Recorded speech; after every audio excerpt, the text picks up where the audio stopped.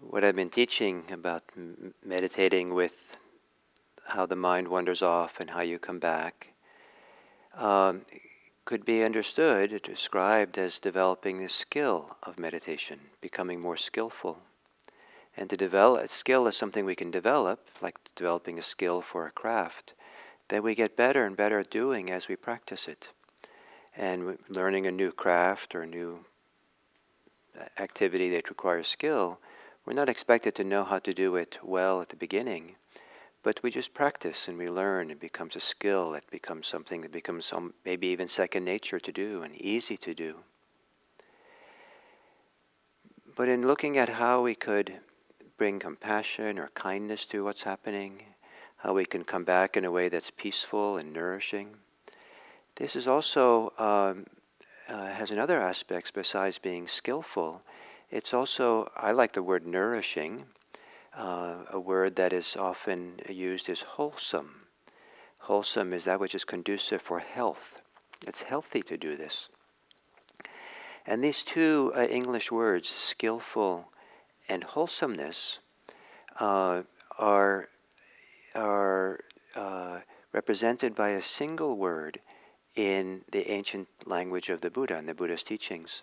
And this is the word kusala, Kusala.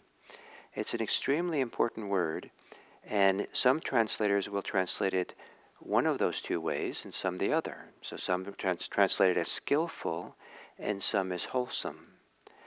Skillful has a little bit connotations of that there is a goal, there's a purpose for what we're doing. So it has a skillful purpose. We're trying to do something, cultivate something, develop something. It's skillful for a purpose.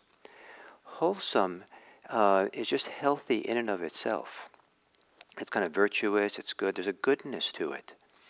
And it's more to do with the quality of what we're doing in the moment and how that quality is kind of onward leading, but it's not, the focus is not the purpose. And so, depending on what we're talking about in Buddhism, sometimes we have this word kusala translated as skillful and sometimes as wholesome. But, so there's the same word. And it turns out that this word kusala is probably one of the primary candidates for us to translate the English adjective ethical. And as I've been saying this week, there is no obvious word in the Buddhist language for our English word ethics or ethical. And it isn't because the ancient Buddhists are not ethical in our eyes.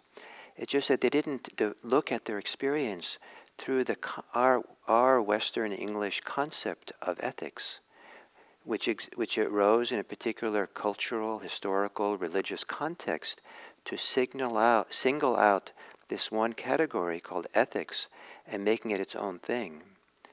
And it's okay to do that. It maybe has its value to do that. But it does kind of begin to separate that from, it's easy to separate that from the rest of our life. And I've known people who thought that ethics was just a little bit too Pollyannish or hypocritical, and really turned away from ethics because that doesn't count. We don't need that kind of judgmental kind of ideas, limiting ideas. In the ancient world, they didn't have that word ethics. They didn't tease it out from our experience. It was integrated in to the Dharma. And so for the Buddha, if you're really involved and understand the Buddhist path of practice from the point of view of the Buddha, ethics is not something we can separate from the path. It's integral to the path. One of the key little slogans of what Buddhism is, maybe the shortest little pithy things you could say, is a 4-line verse that goes this way. Don't do what is wicked. Some people translate it as evil. I don't know if that's the best translation because of the heavy connotations of evil in English and Western thought. So, don't do what is wicked. Do what is skillful. And purify the mind. This is the teachings of the Buddhas. So the teachings of the Buddhas for many of us, has a little bit of a connotation of ethics in our language. Don't do evil, don't do harm, do what is skillful, or if you translate differently, do what is wholesome, and purify the mind. Purifying the mind is skillful and wholesome. It's part and parcel of this whole thing that we're trying to do in Buddhism. And that little saying kind of puts this kind of idea of wholesome right at the heart of the practice. There is a very famous sutta called the Kalama Sutta, where a group of people come to the Buddha and say, we've had a lot of spiritual teachers coming through town, and they all say that they have the right teachings, the true teachings, and how do we decide between them? Who has the right and true teachings? And the Buddha declines to answer the question that way. And instead he offers a principle or a standard by which they can decide for themselves. But first he says, what not to do as a standard to understand what is true. I guess here, spiritually true, or for the Buddha, always true for the purpose of liberation. And he says this, it's kind of a remarkable passage because it really suggests that not to use as a source of absolute authority, ultimate authority, what many people use as their source of authority for religious teachings or for a lot of things in life. So the Buddha says to these people, the Kalamas, do not go by oral tradition. There was only oral tradition back then, so in our days we could say, don't go by scripture. Don't go because it's just in the sacred texts. Don't go by the lineage of teaching. Just because it's in particular, lineage of teachers or traditions or cultures, that doesn't necessarily make it true. Don't go by hearsay. Don't go by logical reasoning. Don't go by inferential reasoning. Don't go by reasoning things out for yourself. And don't go by the acceptance of a belief after simply reflecting on it. So that seems like a good idea. Seems right. And don't go by the seeming competence of the speaker, like someone like me. Or because you think that person is my teacher. So that's a pretty impressive list of things the Buddha says don't do. And then he says what to do, and I won't give you the whole thing now, but he says, and this many people will, sometimes in English they'll translate this next piece as go by your own experience. But that doesn't really right. That's too broad and too vague and actually dangerous to word it that vaguely. But here's part of what the Buddha said. When you know for yourselves, these things are unwholesome. These things lead to harm. Or when you know that these things are wholesome, these things lead to benefit, then avoid the unwholesome and do the wholesome. Avoid the unskillful, do the skillful.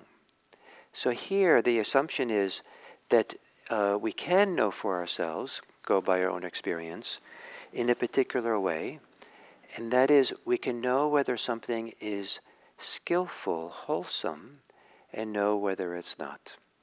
We can know whether it's harmful, conducive to harm, or not. And so we become our own teacher in this way. We develop the sensitivity, and part of the purpose of mindfulness practice is to develop the deeper capacity to see, to know for oneself, to sense this, and so that it becomes a really reliable source of how to find our way. Is it skillful or not skillful? Is it wholesome or not wholesome? And that's the substitute to going into scripture or just listening to a teacher for what is true. We ourselves are the arbitrator. We ourselves are supposed to be able to have this ability. But to cultivate that ability takes time and practice. But be very careful we don't jump to conclusions on surface kind of, how we register things. And so the mindfulness, the more deeply we become mindful, the more stronger and stronger the mindfulness is, we become, in Western terms, in English terms, more ethical. The Buddha didn't, as I said, doesn't use the word ethics, but he does make very clear connection, equivalence between the development of mindfulness and becoming a more ethical person, a person who does more and more wholesome things, who are less and less likely to do things which are unwholesome.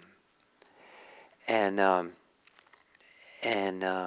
how do we know something is wholesome and unwholesome? We can know it for ourselves. We really feel it. And we feel it in different ways. We feel it both in terms of how nourishing it is, how healthy it feels within, or how harmful it is. And we feel it by how it's conducive to being onward leading. If it's wholesome, it's conducive, onward leading to greater wholesomeness. If it's unwholesome, it's conducive to greater harm and shutting down. And so we're finding our way here in this practice. And the greater the wholesomeness, the more wholesomeness we develop, the further along we are in the path of liberation. And then if you're not so interested in it, but coincidentally, you become more ethical. If you're interested in ethics, being ethical, then the more you can live wholesome, you become more and more wholesome from the inside out, then coincidentally, you're also developing on the path of liberation. So these two, liberation and ethics, come together in the heart. And I like to think that when we come to bow, put our hands together like this, it's a beautiful expression of the coming together of the best in our hearts, the wholesomeness of our hearts, and the care for the world around us. Because ethics in English has a lot to do with the relationship, how we live our lives. How we live our lives and cultivating path of practice come together and are really the same thing. So thank you for today, and I'll continue this topic of skillfulness and wholesomeness tomorrow.